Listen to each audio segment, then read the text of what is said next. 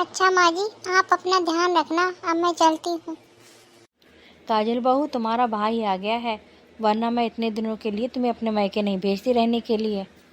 दादी अब आप मुझे मत रोको, इतनी मुश्किल से तो मैंने मम्मी को मनाया है नानी घर जाने के लिए। हर बार छुट्टियों में मैं नानी के ही घर जाती हूँ दादी, तो इस बार क्या हो गया दादी? गुड़िया, अब तू इतनी छोटी भी नहीं है, अब तू बड़ी हो चुकी है। तुझे भी पता है कि तू हर बार अपनी नानी घर जाती थी, पर इस बार तो अपनी नानी घर नहीं, अपनी मामियों के घर जा रही है। दादी अगर नानी नहीं है वहाँ पर तो मामा मामी तो है ना। दादी मेरे मामा मामी भी बहुत अच्छे हैं, मुझे नानी की याद तो आएगी ही, लेकिन मुझे अपनी छुट्टियों में नानी के घर ही जाना है। ठीक है बहू, अपना और गुड़िया का अच्छे से ध्यान रखना। अगर कोई दिक्कत परेशानी हो तो बंटी को फ़ोन कर देना, वो तुम्हें लेने आ जाएगा। अगर तुम दोनों का मन नहीं लगेगा तो वो तुम दोनों को ले आएगा। ये ले बहू, थोड़े से पैसे हैं, ये रख ले अपने पास। माँ जी ये पैसे आपने मुझे किस लिए दिए हैं? वो इसलिए बहू, क्योंकि हर बार तो अपने माँ के घर जाती थी, पर इस बार तो अपनी भाभीयों के घर जा रही है। तेरा भाई अचानक से लेने आ गया तुझे, अगर पहले से बता के आता ना तो मैं तुम्हारे जाने की अच्छी सी तैयारी कर देती। रास्ते में ना भतीजे भतीजियों के लिए कुछ खरीद लेना, और गुड़िया का कुछ मन करे लेने का तो इसको भी दिलवा देना। लेकिन माँ जी आप हर बार तो मुझे इतने पैसे नहीं देती थी। क्योंकि बहू हर बार तो अपनी माँ के घर जाती थी।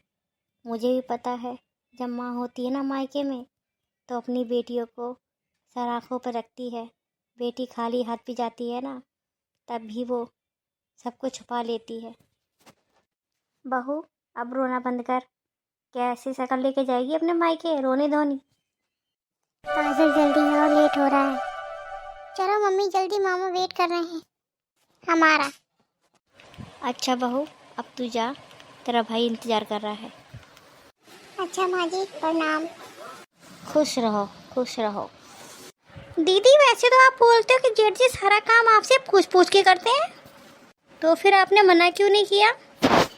तुझे क्या लगता है छोटी, अगर तेरे जेठ जी ने मुझे बताया होता कि ये शाम को ऑफिस से आते टाइम दीदी को लेके आएंगे तो क्या मैं उनसे मना नहीं करती?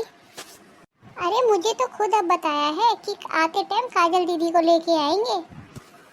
बोल रहे थे गुड़िया का फ़ोन आया है कि छुट्टियों में मुझे तो नानी के घर जाना है, मैं तो नानी घर ही जाऊंगी, मुझे लेके जाओ मामा, इसलिए लेने गए हैं उनको।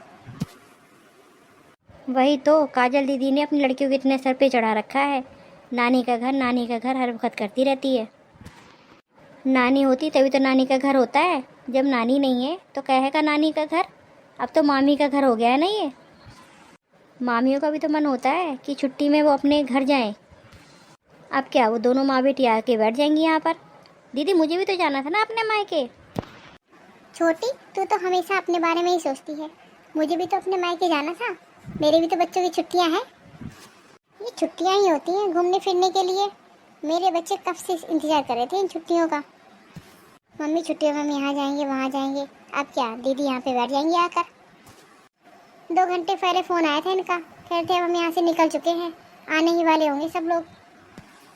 चलो किचन में अब हम खाना बना लेते हैं, पहुँचने वाले होंगे किसी भी टाइम। नमस्ते मामी। चलो मैं फ्रेश होके आता हूँ, इतने तुम टेबल पे ना खाना लगाओ। मामी क्या बनाया है खाने में? अभी टेबल पे खाना लगा देती हूँ, खुद ही देख लेना क्या बना है। मम्मी चलो नानी कमरे में चलो, बैग लेके सारे कपड़े निकालो, अपनी नानी की अलमारी में लगा लो। अरे नहीं नहीं बेटा, अब वो रूम तुम्हारी नानी का नहीं रहा है बेटा।